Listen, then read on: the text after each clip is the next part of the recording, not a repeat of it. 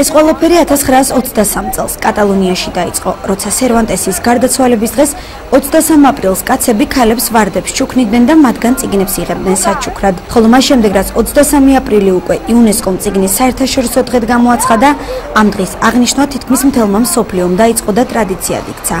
ტრადიციულ ზეიმსკი ზუგდიდის ცენტრალური ბიბლიოთეკაც აქტიურად უერთდება და ყოველი წლის 23 აპრილს მოხალისეებთან ერთად ცენტრალური ხეივნის მიმდებარე ტერიტორიაზე საინფორმაციო ბუკლეტების დარიგებით მოსახლეობას ამ დღის აუცილებლობაზე საჯაროდ ესაუბრება.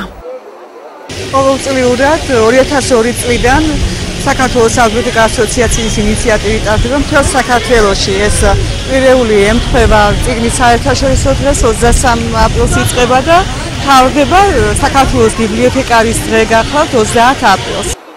თეატრალიზებულ ფორმაში გამოწყობილი ბიბლიოთეკის ნორჩი მკითხველები ოდიშთან საუბარში ადგილობრივებს დღევანდელ დღეს ვლოცავენ და ბიბლიოთეკის კვირეულისადმი მიწყლ ღონისძიებებზე ერთი კვირის განმავლობაში ეპატიჟებიან. ყველას გილოცავთ დღევანდელ დღეს, ვიცით რომ დღეს არის წიგნის საერთაშორისო დღეს და მრავალს დაესწარით მოგზავნით ცენტრალურ ბიბლიოთეკაში და იკითხეთ წიგნები. წიგნის საერთაშორისო დღეზე და მის მნიშვნელობაზე მოქალაქეებიც საჯაროდ საუბრობდნენ.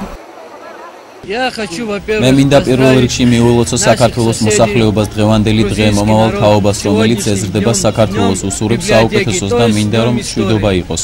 კიდევ ერთხელ გილოცავთ წიგნის საერთაშორისო დღეს. წიგნის საერთაშორისო დღე ტრადიციულია და მას ყოველ წელიწადს ასე ლამაზად აღნიშნავენ.